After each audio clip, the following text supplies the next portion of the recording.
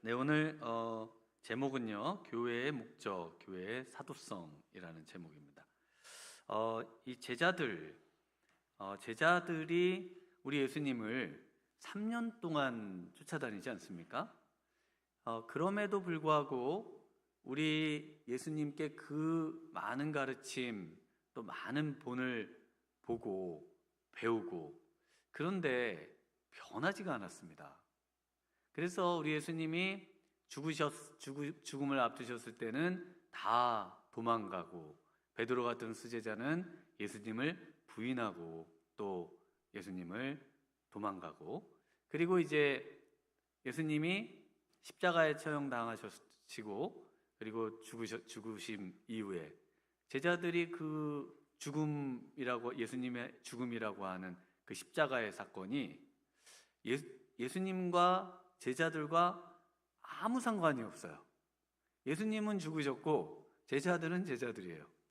뭔가 예수님의 십자가가 능력이 있다고 우리가 믿는데, 그런데 마치 오늘날 우리의 모습도 동일하게 예수님과 우리가 이렇게 좀 따로 노는 그런 모습을 보이고 있지 않습니까? 또 마찬가지로 예수님이 부활하셨습니다. 예수님이 부활하셨다는 어마어마한 사건 앞에서도 제자들은 전혀 변화가 없습니다. 그래서 예수님이 부활하셨다는 것과 제자들과 아무 상관이 없는 듯하게 보이는, 오히려 더 무서워서 두려워서 문을 꽁꽁 닫고요. 그리고 예수님 부활한 예수님을 만났음에도 불구하고 갈릴리로 가서 또 어부로서의 삶을 살고, 이런 모습들을 볼 수 있다는 것이죠.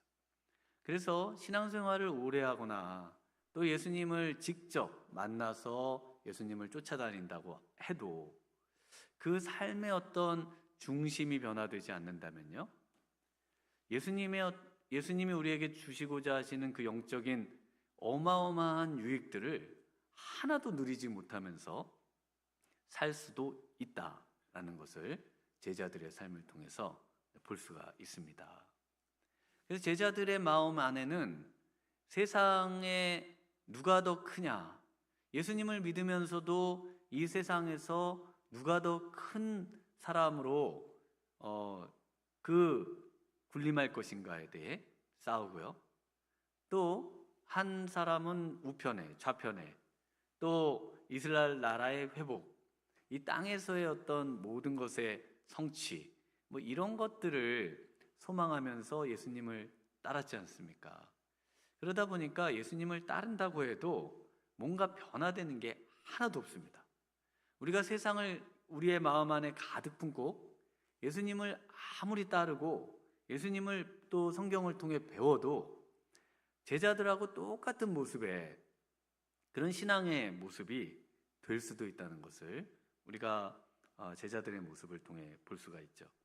그럼 언제 제자들이 변화가 되었던가요? 제자들이 언제 변화가 되었는가? 아무 변화도 없고 아무 상관도 없었던 그 제자들이 예수님이 찾아오시기까지도 두려워하고 제자로서의 삶도 포기하고 그랬던 제자들이 언제 변화가 되는가? 바로 예수님이 승천하신 다음에 성령이 오셨을 때 제자들이 능력의 제자들로 변화가 됩니다. 그래서 그 이전과 승천 이후 무슨 사건이 있었기에 제자들이 이렇게 변화되는 삶을 살 수 있었는가?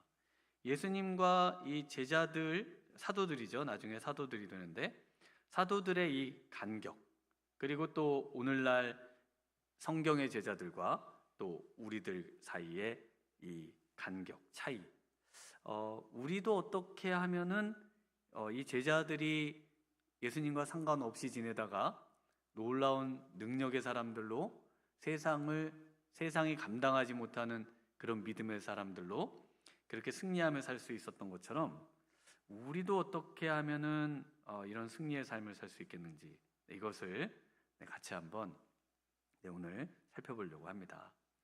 그래서 오늘 이 사도 바울의 사도의 어떤 삶을, 그 목적과 사도성을 살펴보기 전에요, 먼저 이 베드로의 사도에 대해서, 사도됨에 대해서 한번 생각을 해보도록 하겠습니다. 요한복음 21장에 가서 이제 우리가 생각을 해보시면, 이제 아무것도 잡지 못하던 제자들에게 그물을 오른편에 던져라. 그래가지고 그때 잡힌 물고기 몇 마리요? 네, 153마리. 그래서 153. 네, 아시죠? 그곳에 이제 물고기를 잡고 이제 예수님을 만나러 이제 올라오죠.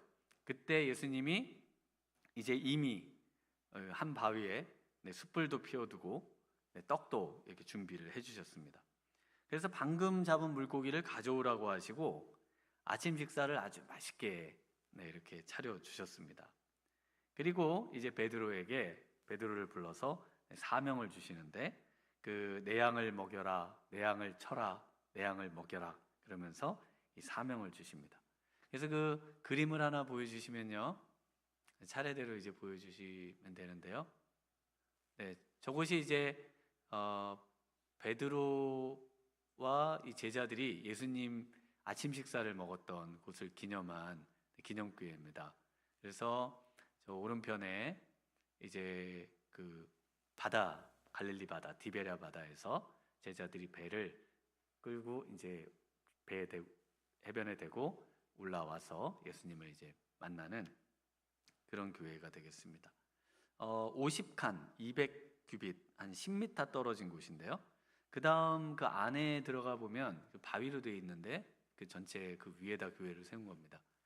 그 바위 한 곳이 이제 우리 예수님이 숯불을 피웠다고 알려진, 그래서 멘사 크리스티라고 불리는, 그래서 이제 저곳을 예수님의 식탁 이렇게 이제 또 불리는 곳입니다.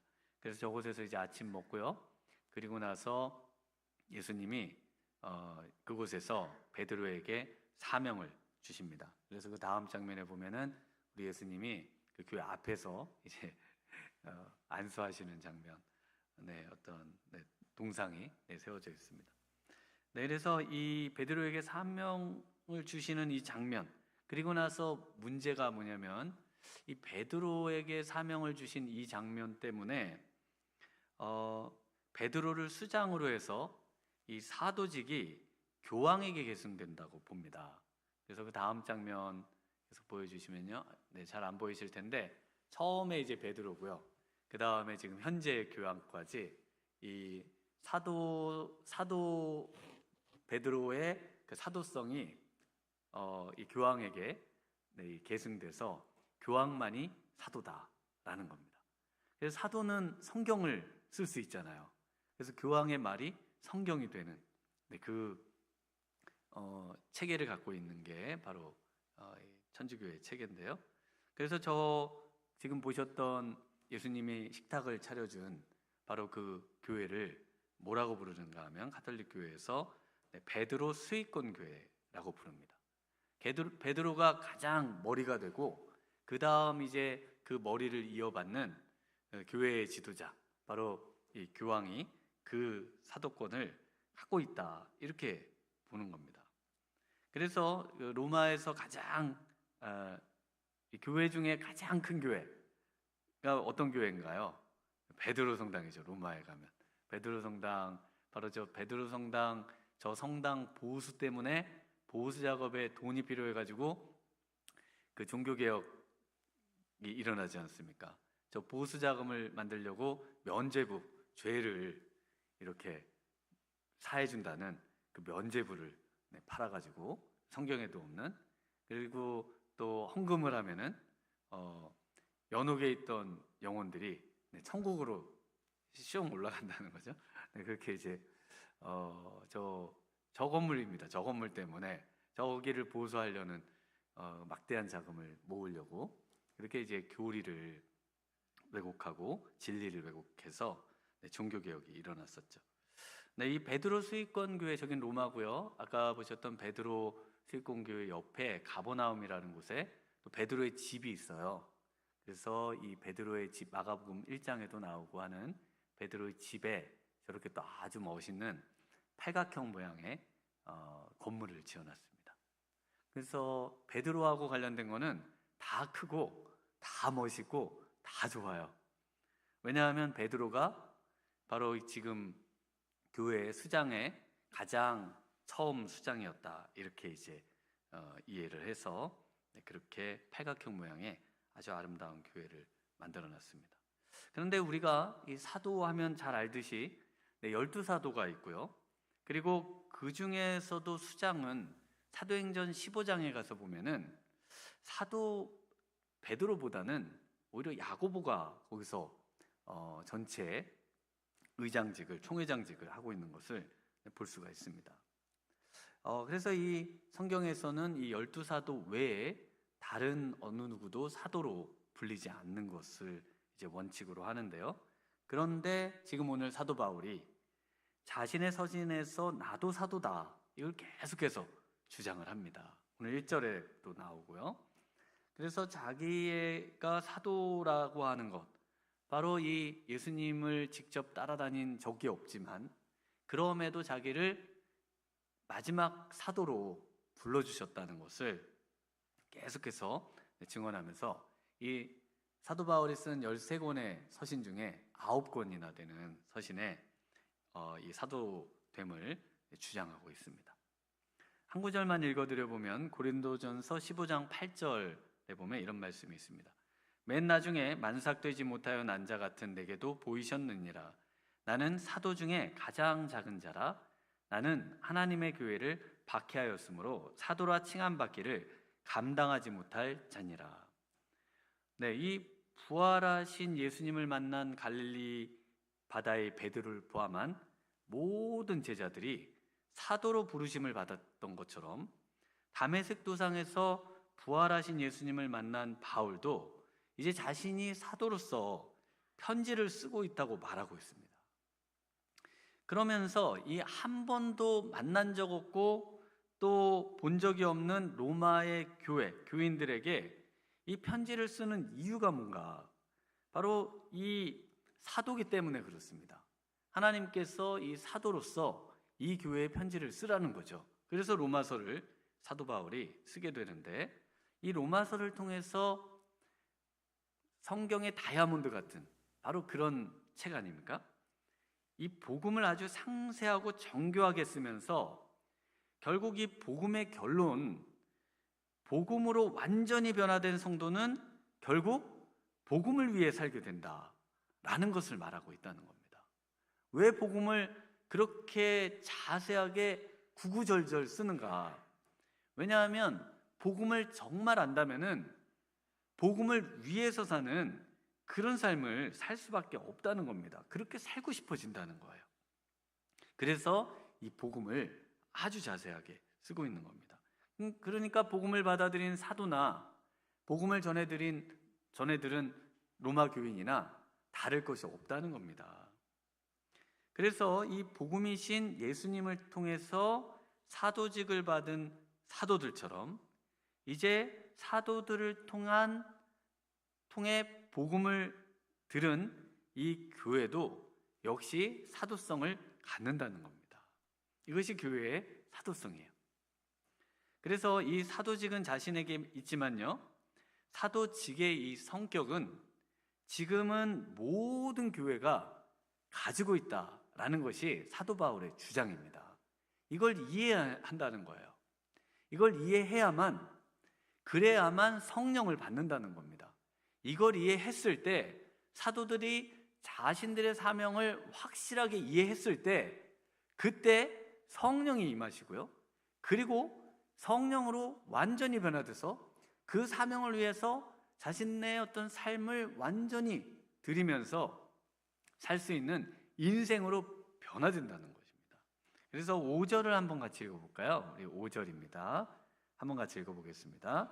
그로 말미암아 우리가 은혜와 사도의 직분을 받아 그의 이름을 위하여 모든 이방인 중에서 믿어 순종하게 하나니. 그로 말미암아, 바로 그는 복음이신 예수님이시죠. 예수님을 통해서 은혜와 사도의 직분을 받았다라고 말을 하고 있습니다. 이미 1절에서 사도 바울은 자신이 사도라는 것, 택함받은 사도라는 것을 이미 말했어요. 그런데 지금 5절에서는 누가 받았다고 말하나요? 다시 한번 보시면은 그로 말미암아 누가 받았습니까? 우리가 받았습니다. 이 구절이 아주 중요해요. 그래서 여기서 이 우리가 누구냐는 겁니다. 사도 바울이 자기가 받았으면 내가 받았다 하면 되는데 여기에다가 우리를 쓴다는 겁니다. 그래서 여기서 많은 분들이 이제 이 우리가 12사도 아닐까? 또 같이 지금 따라다니는 디모데나 뭐 실바노나 누가나 뭐 이런 사람들을 포함해서 사도라고 하는 거 아닐까? 그런데 그 중에 가장 유력한 말은요, 이런 견해입니다. 아이들이 엄마를 가리켜서 뭐라고 불러요? 우리 엄마야, 나 그러죠. 우리 엄마. 그래서 내 엄마야 라고 안 하고 우리 엄마라고 부르는 나를 그렇게 이제 포함시켜서 복수로 말하는 그런 표현이다 라고 이렇게 주장하는 주장이 가장 이제 유력한 주장 중에 하나입니다. 그런데 이 구절에서 사도 바울은요, 교회의 본질을 말하고 있다는 겁니다. 교회는 전부 부름받은 사람들의 모임이에요. 그래서 사도 바울이 이 짧은 구절들을 전부 이 부름받은 사람들로 엮어놓고 있습니다. 1절을 우리 한번 같이 읽어볼까요? 1절 같이 읽습니다. 예수 그리스도의 종 바울은 사도로 부르심을 받아 하나님의 복음을 위하여 택정함을 입었으니. 그래서 부르심을 받아 사도가 됐죠. 부르심을 받아서 사도가 됐는데 6절을 또 한번 읽어보시면요, 6절 시작. 너희도 그들 중에서 예수 그리스도의 것으로 부르심을 받은 자니라. 그래서 부르심을 받은 자라 이렇게 말하고 7절도 읽어보겠습니다. 로마에서 하나님의 사랑하심을 받고 성도로 부르심을 받은 모든 자에게 하나님 우리 아버지와 주 예수 그리스도로부터 은혜와 평강이 있기를 원하노라. 부르심을 받은 모든 자. 그래서 부르심을 받은 자는 전부 이 하나님께 보냄을 받는다. 사도라고 하는 건 보냄을 받는 것이거든요. 그래서 부름을 받은 자는 전부 보냄받은 자이다 라는 겁니다. 다 같은 단어를 지금 앞뒤로 꽉 싸가지고 나도 보냄받고 우리, 여기서 우린 누굴까요? 바로 자신과 자신이 복음을 전해서 세워진 그 교회들도 역시 사도성을 갖고 있는 거거든요. 그 이유는 이제 좀 더 뒤에 가면 더 설명을 드릴게요. 그리고 지금 이 서신을 받고 있는 로마에 있는 교회에 너희도 복음을 들었고 그러면 부름을 받았는데 부름을 받았으면은 다 사도로 부름을 받은 것하고 같다. 교회는 사도성을 갖고 있다. 이 얘기를 하고 있다는 겁니다. 그래서 교회라는 헬라어 말이 에클레시아인데요. 이 말이 세상으로부터 부름받은 자들의 모임이라는 뜻입니다. 그래서 부름받은 모든 사람은 보냄을 받는 사람들이라는 겁니다. 바로 사도 바울도 부르심을 받았고 우리도 부르심을 받았고 너희도 부르심을 받았다라고 지금 사도 바울이 이 짧은 구절에서 계속 이것을 강조하고 있습니다. 그러면서 6절에 너희도 바로 로마의 성도들이죠. 성도들, 바로 이 로마의 성도들, 이 교회의 거룩성입니다.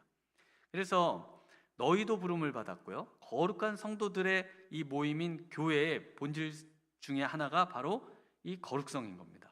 그래서 여기에 사도의 직분은 앞에 사도로 부름받은 개인의 사도와 또 교회의 사도성이 함께 어우러져 있는 나도 부름받았지만 너희도 부름을 받았다라는 것을 계속해서 확인시켜주는 그 말씀인 겁니다.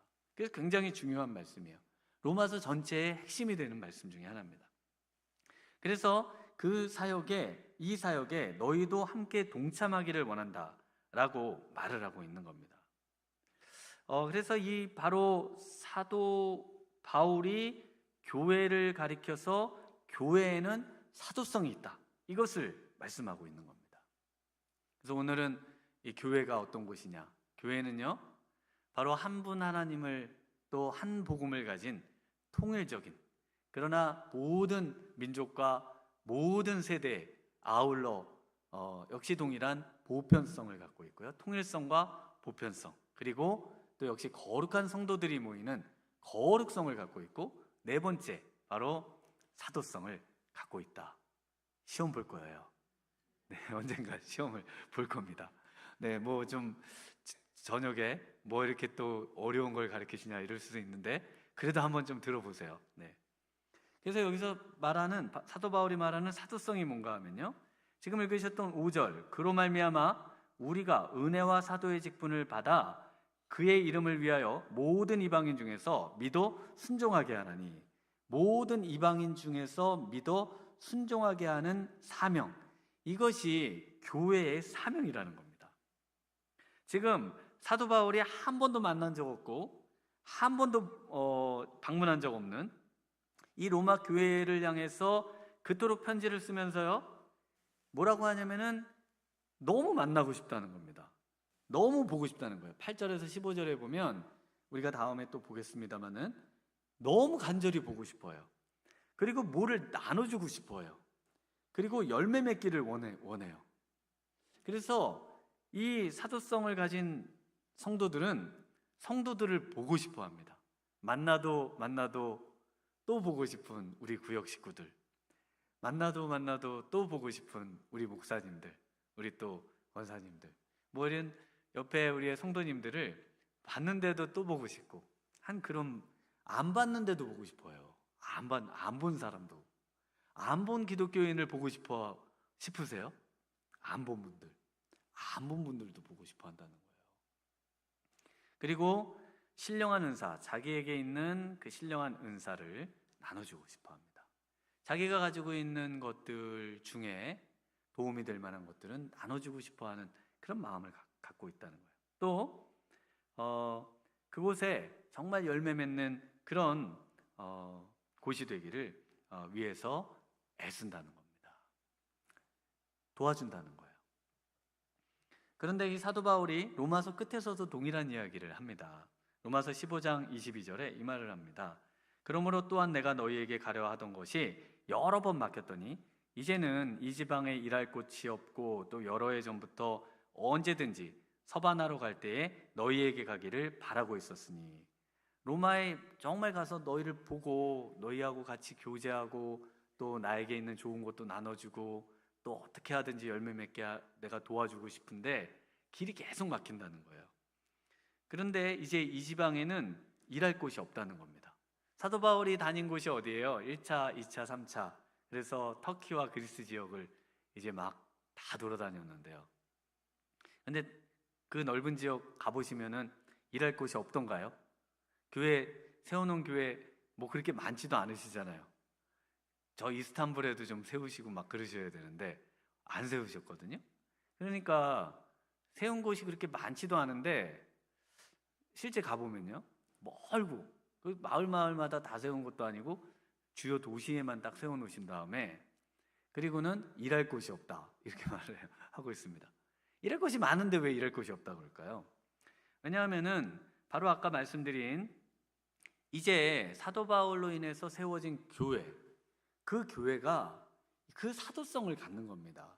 그러니까 그 지역으로부터 그 위쪽 지역에 복음이 전파되지 않은 그 모든 지역을 포함한 주변의 모든 지역들, 그 지역은 바로 에베소 교회가, 또 그 지역에서 또 일부 그 지역은 갈라디아 교회가 다 맡아서 그 일을 해야 된다는 겁니다. 그러니까 사도 바울은 일할 게 없죠. 왜냐하면 교회들이 다 맡았으니까요. 그러니까 우리 미랄교회는 우리 주위의 이 동탄과 이 병점과 이 수원과 이 지역을 다 우리에게 맡겨주신 줄 믿습니다. 우리에게 맡겨주신 거예요.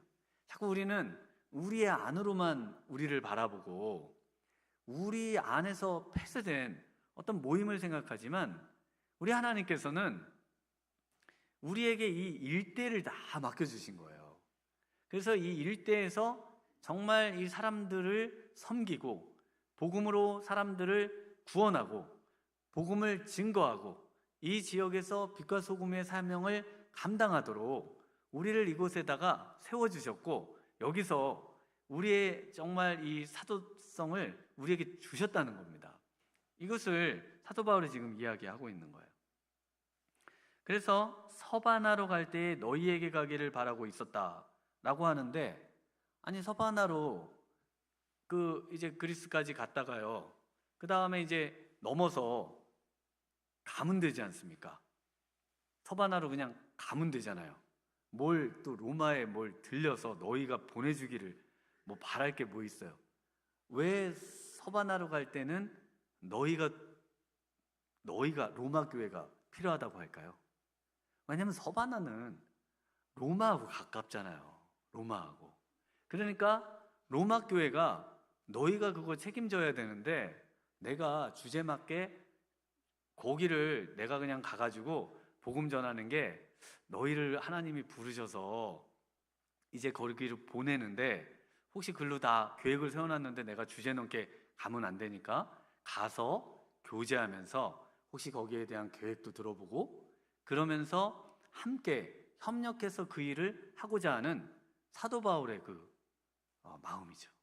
그러니까 사도 바울은 보냄을 받았습니다. 그리고 역시 로마 교회도 보냄받은 교회이기 때문에 조심스럽게 로마 교회를 존중하며 같은 복음을 나누는 사람으로서 이제 그 일을 함께 합력해서 복음을 땅끝까지 증거하는 일을 하고 싶어하는 사도 바울의 열망을 지금 말하고 있다는 겁니다. 그래서 24절에 이렇게 말하죠. 이는 지나가는 길에 너희를 보고 먼저 너희와 사귐으로 얼마간 기쁨을 가진 후에 너희가 그리로 보내주기를 바람이라. 바람이라는 겁니다. 그래서 기근 중에 있는 예루살렘으로 가서 거기에 갔다가 이제 로마로 들렸다가 서바나로 가고 싶다라고 말하고 있습니다. 그래서 이것을 사도 바울의 4차 전도 여행이다. 성경에 기록되어 있지는 않지만 아마 옥중에서 자유로운 시간을 가질 때 그곳에 로마 교회의 도움을 받아 또 갔을 것으로 이렇게 이해를 하고 있습니다. 그 구체적인 사명이 뭡니까? 우리 5절 보시면은 그 구체적인 사명이 모든 이방인 중에서 믿어 순종하게 하는 것입니다. 네, 이것이 바로 우리 주님께서 약속하신 성령을 기다리라고 하신 이유죠. 두려움 많고 믿음은 있지만 힘을 못 쓰는 제자들에게 필요한 한 가지가 있었다면은 바로 성령이 임하시는 건데요. 성령이 임하시려면은 그 전에 한 가지가 더 필요해요. 성령이 임하시려면은 하나가 더 필요합니다. 그걸 여러분이 지금 깨달으셔야 되는데 그게 뭐냐 하면은 바로 모든 민족에게 보냄을 받아 그 복음의 사명을 감당해야 된다는 그 투철한 사명의식. 나를 왜 지으셨고 나를 왜 부르셨고 나를 왜 예수님을 믿게 하셨는가? 우리를 왜 교회로 부르셨는가? 바로 우리에게 주신 이 사명을 확실하게 갖는 거. 이 사명을 아주 뼛속까지 깊이 새기는 거. 그리고 성령을 구하면은 성령을 안 주실 수가 없다는 겁니다. 안 주실 수가 없다는 것이에요. 믿습니까? 여러분 이것을 믿으셔야 돼요. 성령을 우리에게 주시는 이유는요, 바로 성령이 임하시면 너희가 권능을 받고 예루살렘과 온 유대와 사마리아와 땅끝까지 이르러 내 증인이 되리라. 증인이 되게 하기 위해서 성령을 주시는 거지, 성령을 받아서 그냥 우리 마음이 편안하고 그냥 우리가 세상의 근심 걱정으로 눌려 있는데 단순히 그 근심 걱정을 그냥 내려놓을 수 있는 그런 마음 상태, 그런 무슨 그런 상태의 그런 아주 관조적이고 그 명상적이고 아주 낭만적이고 목가적이고 행복한 상태를 누리도록 하기 위해서 성령을 주시는 것이 아니라는 겁니다. 성령은 하나님의 사명을 위해 주시고 그 성령이 그 사명을 위해 사는 사람들에게 그 모든 것은 그냥 부수적으로 따라오도록 되어 있어요. 그래서 우리가 이 사명을 확실하게 생각을 해야 한다는 것입니다. 네, 그래서 오늘 이방인의 사도로 부름받고 우리도 같은 사역을 해야 한다는 것을 이해하셔야 된다는 겁니다. 여기서 이방인의 사도라고 하는 것이 유대인을 제외한 이방으로 이해하는 경우가 많습니다. 그래서 요 구절만 조금 더 설명을 드려볼게요. 유대인도 하나의 이방 민족입니다. 이걸 이해하셔야 되는데요. 그래서 이방의 사도로서 사도 바울이 가장 먼저 선교 여행을 가서 어느 지역에 도착하면 어디를 제일 먼저 방문하죠? 회당을 방문합니다. 유대 민족에게 방문해요. 왜냐하면 유대 민족이 가장 복음 전하기가 좋죠. 왜냐하면 같은 민족이니까. 그리고 나서 이제 다른 이방인에게도 복음을 전하거나 이렇게 합니다.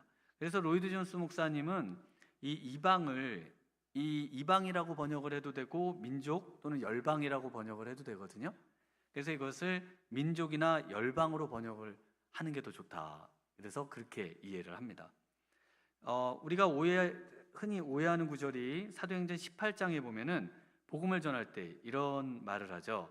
4절에 18장 4절에 사도행전 18장 4절입니다. 안식일마다 바울이 회당에서 강론하고 유대인과 헬라인을 권면하니라. 그런데 유대인들이 대적해요. 6절에 그들이 대적하여 비방하거늘 바울이 옷을 털면서 이르되 너희 피가 너희 머리로 돌아갈 것이요 나는 깨끗하니라. 이후에 이방인에게로 가리라 하고. 그래서 이제부터는 유대인은 안 가고 이제는 진짜 원래 유대인은 가지 말고 이방인에게 가라고 그랬는데 그래도 사도 바울이 자기 민족의 복음을 안 전할 수 없어서 전하다가 이제는 이방인에게만 간다. 그런데 그 뒤에 보면요, 사도행전 뒤에 계속 읽어보시면 유대인들에게 복음을 전합니다. 유대인들에게 복음을 전해요. 그래서 유대인을 얻고자 나는 유대인처럼 되고 이방인을 얻고자 나는 이방인처럼 되고 누구에게라도 복음을 전하도록 그렇게 나는 그 민족의 사람들로 변화될 수 있다라고 사도 바울이 얘기하거든요. 잡혀가기 전에도 복음을 전하다가 잡혀가죠. 유대인들에게. 네, 그래서 이 말씀은 지금 고린도에서만 한정된 말씀입니다. 유대인들에게 계속 복음을 전하는데 계속 비방하고 너무 괴롭히니까 너희에게는 이제 더 이상 복음 안 전한다. 그러면서 이방인에게 복음을 전한다는 것이죠. 그래서 이 5절의 모든 이방인은요, 바로 모든 민족을 의미하고 유대인은요, 오늘날 유대인을 포함한 모든 예수님 이후의 유대인은 하나의 민족으로서의 유대인입니다. 우리 예수님에게서 모든 것이 성취돼요. 할례, 그 언약, 우리 이제 계속 아브라함도 공부하고 이렇게 하고 있습니다만은, 그래서 이게 다 성취되고, 그러면 그 갖고 있는 그 할례나 또는 기타 음식법이나 또 이런 것들은 뭡니까? 이런 거는 유대 민족의 풍습이 되는 겁니다. 이제는 유대 민족의 풍습이 되는 거예요. 그래서 우리가 그거를 따라할 필요가 전혀 없어요. 그런데 마치 아직도 그 유대 민족이 특별한 것 같이 그냥 유대인들은 자동으로 구원을 받는 것 같은 이런 분들도 있고, 유대 민족은 뭔가 특별하다. 그게 아니에요. 로마서 이제 우리가 9장에서 11장에 가면 좀 더 자세하게 배우겠습니다만은, 우리 민족은 어떻게 해요? 그러면 막 이렇게 이제 지금 사도 바울이 우리 민족 버리신 거예요? 아니다. 너희 민족도 열방 중에 한 민족으로 구루터기가 남아 돌아오듯이 바로 그 민족, 너희 민족 중에서도 하나님의 백성으로 돌아올 자들이 많다. 이렇게 알려줘. 우리 민족도 하나님이 구원의 그 계획 속에 버리신 것이 아니라 포함시키셨구나 라는 것을 깨닫죠. 네, 우리 이 마음, 바로 이 사명을 새길 때 성령님이 임하시는 줄 믿습니다. 오늘 이 사명을 새롭게 하셔야 돼요. 왜냐하면 우리에게는 삶의 목적이 전부 각양각색입니다. 그래서 전부 삶의 목표가 전부 다 달라요. 그래서 아이들에게 꿈을 가지라고 하는데, 기독교인이 되면은 오직 한 가지 꿈밖에 없습니다. 바로 모든 민족, 모든 열방에 복음이 증거되기 위해 나는 헌신해야 되고, 나는 그 사명으로 살아야 되고, 내가 먹고 사는 이유도 그거고, 내가 많은 재물을 하나님께 구해야 되는 이유도 그거고, 내가 성공해야 되는 이유도 그거고, 내가 복받아야 되는 이유도 그거고. 그러면 여러분 더 열심히 기도할 수 있지 않을까요? 어떠세요? 왜냐하면 달라고 하는 게 떳떳하잖아요. 나 스스로 잘 먹고 잘 살라고 구하면은 조금 뭔가 좀 그런데, 하나님의 영광을 위해서, 정말 복음을 위해서, 복음 전파를 위해서, 이 사명을 위해서 하나님께서 나에게 복을 달라고 기도한다는 거, 정말 너무나 하나님이 복을 안 주실 수가 없잖아요. 그래서 아버지께서 구하는 자에게 누가복음 11장에 보면 성령을 주시지 않겠느냐. 이번 멘토 모임에서 우리 또 성경 공부한 구절인데요. 허드슨 테일러라고 우리 중국의 선교의 아버지로 불리는 분입니다. 이분이 17세 때 예수님을 믿어요. 그리고는 이런 질문을 던집니다. 예수 그리스도께서 우리 죄를 위해서 자신을 속죄제물로 드리셨지, 우리 죄를 위할 뿐만 아니라 세상의 모든 사람의 죄를 속하기 위해서 예수님이 자신을 십자가에 못 박아 죽으셨지. 그렇다면 내가 할 일은 무엇인가? 이걸 계속 물었다는 거예요. 그러면서 복음을 계속 묵상하고 이해하고 깨달아 보니까 이분이 나의 삶의 목적은 복음을 전하는 것이구나. 17세 때 이걸 깨달았다는 거예요. 복음을 깨달으면 다 자연스럽게 이렇게 깨닫게 돼 있다는 거예요. 이게 사도 바울이 말하는 로마서의 핵심입니다. 복음을 깨달으면 이렇게 깨달아야 된다는 거예요. 그리고는 기도하는데 성령께서 자신을 중국 선교사로 부르신다고 확신하게 됩니다. 그래서 이 17세 때부터 어떤 훈련을 하냐면은 이분이 영국 분이신가 그런데 이분이 이제 침대에서 주무시질 않고 동양 사람들처럼 딱딱한 바닥에서 자는 걸 연습합니다. 왜냐하면 저기 이제 중국에 가면은 그 사람들하고 같이 살아야 되는데 나는 저기 서양에서 왔으니까 침대에서 자야 돼요 이렇게 할 수가 없고, 그래서 딱딱한 바닥에서 자는 거를 연습해요. 그리고 또 중국 사람들은 이 값싼 재료로 음식을 해서 먹는데 자기는 뭐 이렇게 막 포크 들고 막 뭐 이렇게 할 수가 없으니까 시장에 가서 싼 거를 사다가 중국 사람들처럼 그렇게 먹는 거를 그때부터 연습을 해가지고 중국에 가서 잘 적응하며 살려고 그렇게 살았다는 겁니다. 그래서 1854년 21세의 나이에 중국의 내지 선교를 들어가서요.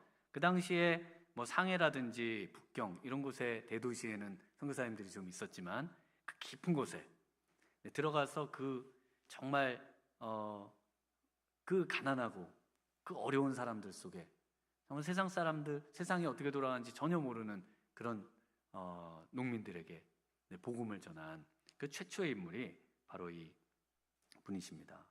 허드슨 테일러시죠. 그리고 이제 중국 호남성에서 1905년에 하늘나라로 가셨습니다. 그래서 그곳에 가서 거기서 생을 마감하신 분이시죠.